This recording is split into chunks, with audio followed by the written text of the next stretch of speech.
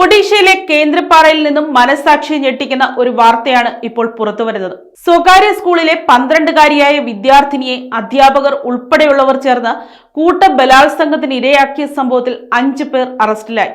സംഭവത്തിന്റെ ഗൗരവം കണക്കിലെടുത്ത് പോലീസ് ഈ കേസ് റെഡ് ഫ്ലാഗ് വിഭാഗത്തിൽ ഉൾപ്പെടുത്തി അന്വേഷണം ഊർജിതമാക്കിയിരിക്കുകയാണ്. കേന്ദ്രപ്പാറ ജില്ലയിലെ രാജ്കനികയ്ക്ക് സമീപമുള്ള ഒരു ഇംഗ്ലീഷ് മീഡിയം സ്കൂളിലാണ് നാടിനെ നടുക്കിയ ഈ ക്രൂര സംഭവം അരങ്ങേറിയത്. 7ാം ക്ലാസ് വിദ്യാർത്ഥിനിയായ പെൺകുട്ടിയെ കഴിഞ്ഞ 2 വർഷമായി സ്കൂൾ വളപ്പിൽ വെച്ച് ഇവർ നിരന്തരം പീഡനത്തിന് ഇരയാക്കുകയായിരുന്നു.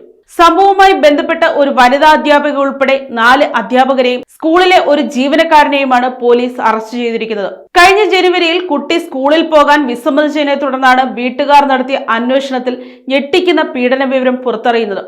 തുടർന്ന് പെൺകുട്ടിയുടെ അമ്മ രാജ്കനിക പോലീസ് സ്റ്റേഷനിൽ പരാതി നൽകുകയായിരുന്നു. സ്കൂൾ പ്രിൻസിപ്പലിനോട് നേരത്തെ പരാതിപ്പെട്ടിട്ടും യാതൊരു നടപടിയും ഉണ്ടായില്ലെന്നും കുടുംബം ആരോപിക്കുന്നു. കുറ്റവാളികൾക്കെതിരെ പോക്സോ നിയമപ്രകാരവും പുതിയ ഭാരതീയ ന്യായ സംഹിതയിലെ കൂട്ടബലാത്സംഗം ഉൾപ്പെടെയുള്ള കർശന വകുപ്പുകൾ പ്രകാരവുമാണ് കേസെടുത്തിരിക്കുന്നതെന്ന് കേന്ദ്രപ്പാറ പോലീസ് സൂപ്രണ്ട് സിദ്ധാർത്ഥ് കതാരിയ അറിയിച്ചു. കേസിന്റെ അതീവ ഗൗരവം പരിഗണിച്ചാണ് വേഗത്തിലുള്ള നടപടികൾക്കായി കേസ് റെഡ് ഫ്ലാഗ് ചെയ്തിരിക്കുന്നത്.